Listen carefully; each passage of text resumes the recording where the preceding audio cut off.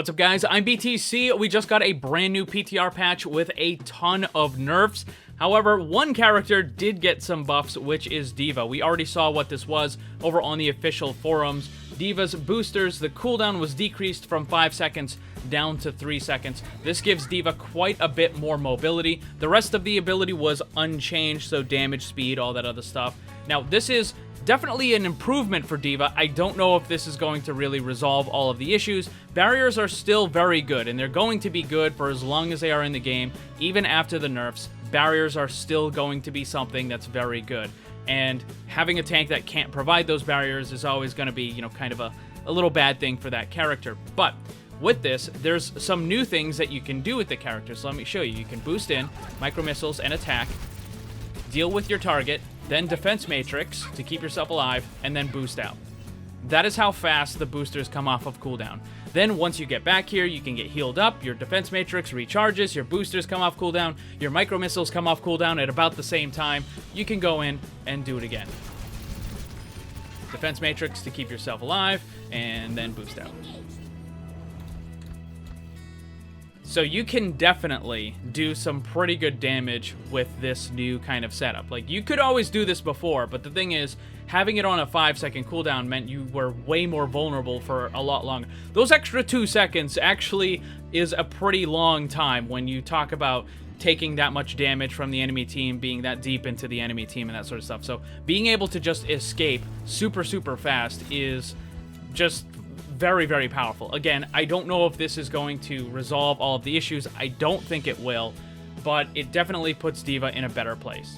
Moving on to the nerfs, let's start with Baptiste. Immortality Field maximum duration reduced from 8 down to 5 seconds. Immortality Field cooldown increased from 20 to 25 seconds, and the Amplification Matrix ultimate cost was increased by 20%. Alright, so I talked about this in a previous video. I think reducing the duration of the Immortality Field is fine, although 5 seconds is pretty short. Like, look how fast that went, right? The thing I don't agree with at all is increasing the cooldown of it, increasing the amount of downtime. Overwatch is a fast-paced game, and having these really long cooldowns just don't really make sense. They don't mesh well with the game. We already have abilities with really long cooldowns. They're called ultimates. So having normal abilities that, you know, take that long, take half a minute before you can use it again, it just doesn't really work that well with the game. I think this is kind of the same situation that we've had with Mercy and Rez, where it's so strong, like Immortality Field, Rez, they're such powerful abilities that they have these ridiculously long cooldowns. I would rather have the ability be less effective or weaker and have a lower cooldown where the player can actually use it more often. But anyways, moving on, the Amplification Matrix, the ultimate cost was increased by 20%. I'm not really sure why they did this. I think if they were going to reduce Baptiste's damage, they would have just reduced his normal attacks as opposed to trying to nerf his ultimate. I mean, his ultimate can certainly be effective, don't get me wrong, but it can also be just kind of wasted, right? Like, there's a lot of situations where you can drop down the amplification matrix and then the enemy just kind of like moves a little bit to the left and you can no longer hit them. And, you know, there's just, I don't know, it's not one of these big team fight swinging kind of ultimates.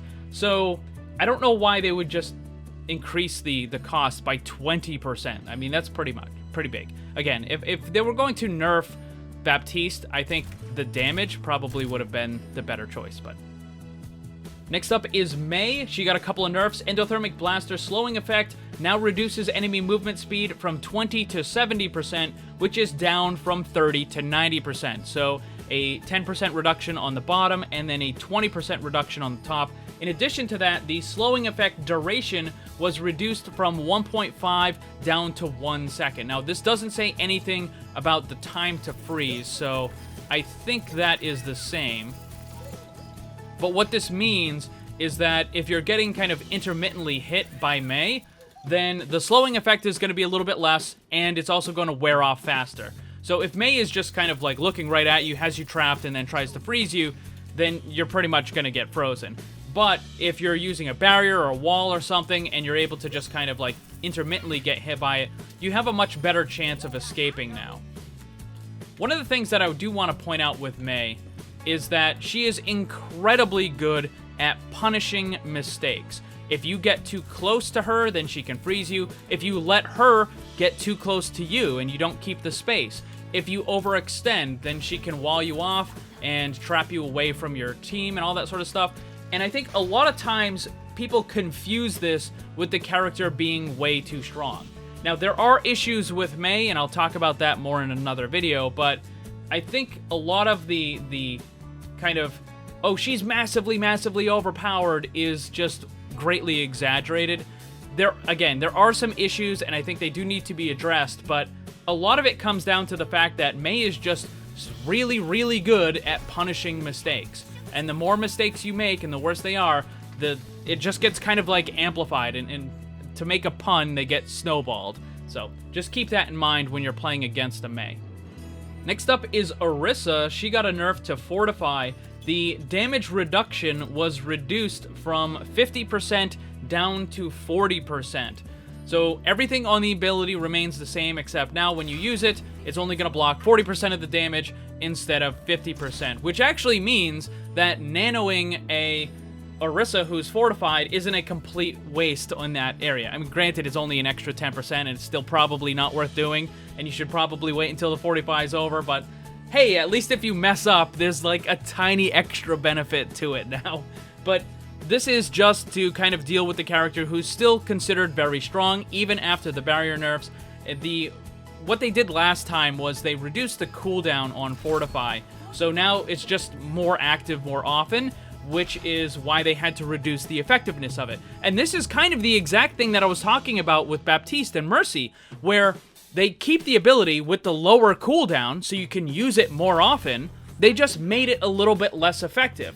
And I think the path that they did for this nerf is better than what they did with Baptiste. I would rather have it so that you can use the ability more often and just have it be less effective than put it on like a 15-second cooldown or a 20-second cooldown, right? So I think it's weird because on one character they do it the right way, and on the other characters they don't. So who knows? Next up is Hanzo. The primary fire maximum projectile speed was reduced from 125 down to 110. And again, this is the speed of the arrow, not the damage. So the damage remains the same. Definitely does feel a little bit slower. I think it's actually bugged right now, because watch this. Watch how long it takes the arrow to get to the bot, then you can clearly see it hit the bot, and then there's like a delay before it actually deals damage. See that? There's a noticeable delay in it. Maybe it's bugged, maybe the training room is just experiencing some problems or something. But what this is going to do, effectively, is it means that Hanzo is a little less useful at the much further back distances. So he's still going to be really good up close, right? You can still use the storm arrows, and at, you know, kind of the close to medium range, it's still going to be very effective. But at the longer ranges, that's where it's not going to be nearly as good, because it's going to take a lot longer for that projectile to get there. Which means that Widow now has a very distinctive advantage in the 1v1 duels between a Widow and a Hanzo. So if the enemy team is running a Hanzo, you can now run Widow. I wouldn't say it's a hard counter, but it's definitely a very good counter now. So yeah, you can definitely run Widow. I mean, you could always run Widow before, but now it's even better. And I do think that's bugged. Next up is Doomfist. Uppercut recovery time increased from 0.2 to 0.5 seconds. This may not seem like a lot, but it definitely feels like it. Let me show you. So I'm going to uppercut, and then I'm just going to mash the attack button. See how long it took before I could actually use that attack? So what this means is it's now going to be a lot easier to escape the combo. So what would normally happen is you would use the seismic slam, uppercut, and then attack.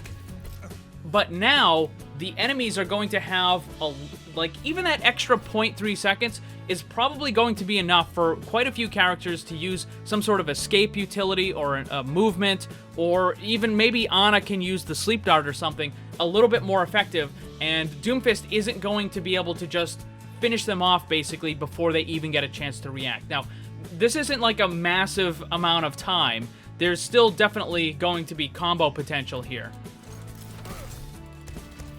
But there's a little bit more of a window for the enemy to be able to react. And of course, this doesn't change anything with the rocket punch, which is probably what a lot of people complain about. Actually, let me look at something here. Yeah, I think there's a lag on the PTR or maybe on the training room. It's kind of weird because he doesn't actually move forward right away. He kind of has this weird slowing pause effect or on it. I don't know. It definitely feels like there's lag on here. So maybe the Hanzo thing is just totally fine. It's not an issue with the ability or the attack. It's just the training room being weird right now. But anyway, so those are all of the buffs. Well, the only buff was for Deva. Those are all of the nerfs. I think some of them were good. Some of them are definitely not good. Again, I think the direction that they went with Orisa is better. Reduce the effectiveness of the ability rather than having it be this ridiculously long cooldown, and they did the opposite with Baptiste. I'm not really sure if this is going to have a big effect on Baptiste's pick rate. I think it's definitely going to go down a little bit, but the thing is, it's still a really good ability. Like, it's still really, really good. So he's probably still going to enjoy a pretty decent pick rate, at least among the upper bracket. As for some of the other characters, I'm not really sure. I think Hanzo's still going to be a very, very strong character. Mei is still going to be used, and Deva, I will have to wait and see. Although there are some new tactics that you can use with her, which will be interesting. And then the Doomfist thing, like a bunch of these, I don't think they're really going to change the pick rates on the characters, but we'll have to wait and see. So what do you guys think about all of these changes? Let me know down below. Thanks for watching, and if you'd like to see more, subscribe and hit that bell so you don't miss anything. Also, come hang out in my Discord server and my Twitch live stream. Special thanks to my Patreon supporters. If you'd like to see what kind of cool VIP rewards you can get, check the links down below. And remember, always, always blame the controller because it's never your fault.